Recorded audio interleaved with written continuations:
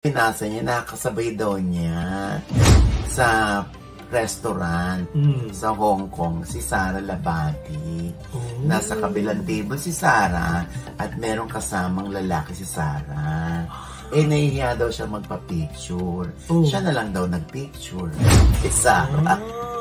Sino yung kasamang lalaki? Ba hindi natin alam. I'm single, so of course there will always be speculation.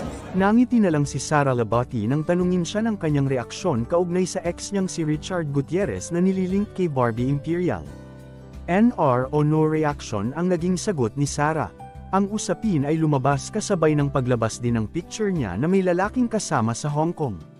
Magugunitang nagsalita din ang aktres kaugnay ng viral na larawang na i-post online. Nakita si Sara na kumakain kasama ang isang misteryosong lalaki, at marami ang nag-isip na maaaring ito na ang kanyang bagong natagpuang pag-ibig. Sa panayam niya sa entertainment correspondent na si MJ Marfori, itinanggi ni Sara ang mga naturang alegasyon at sinabing mabuting kaibigan niya ang lalaki. Again, I am single. So, of course, there will always be speculations, panimula ni Sara.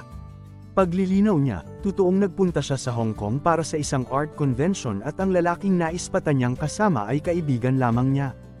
I went to Hong Kong to experience Art Basel.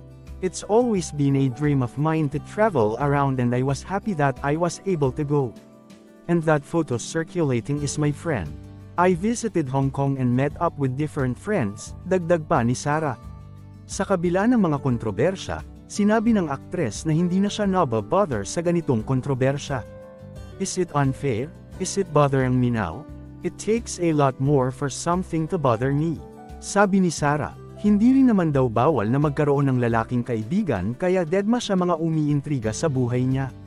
But I think as a woman, we're all allowed to have guy friends. But again, it's okay to speculate because again, I'm single. And it's part of this whole new thing. Dagdag pa niya. Ano yung naging reaction mo na kumalat kasabay ng picture mo, yung kay Richard at saka kay Barbie? No reaction, NR. Kamakailan lang ay muling umusbong ang mga haka-haka tungkol sa umano'y relasyon ni Barbie at Richard at ito ay dahil sa kanilang mga posts sa social media. Ibinahagi ng aktor ang isang video na nagpapakita ng isla kung saan siya nagbakasyon kamakailan. Ang drone shot ay nagpakita na ang isla ay puno ng mga puno ng niyog. Ibinahagi ni Richard ang video na ito noong March 30. Noong March 31, ibinahagi ni Barbie Imperial ang larawan niya na may hawak na niyog at nakasandal siya sa puno ng niyog. Happy Easter, isinulat ng aktres sa caption ng kanyang post.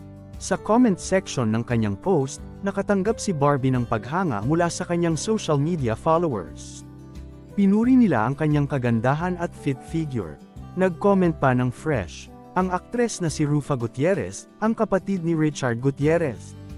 Gayunpaman, sa comment section ng aktor, nakatanggap siya ng mga nakakaintriga na komento mula sa mga netizens.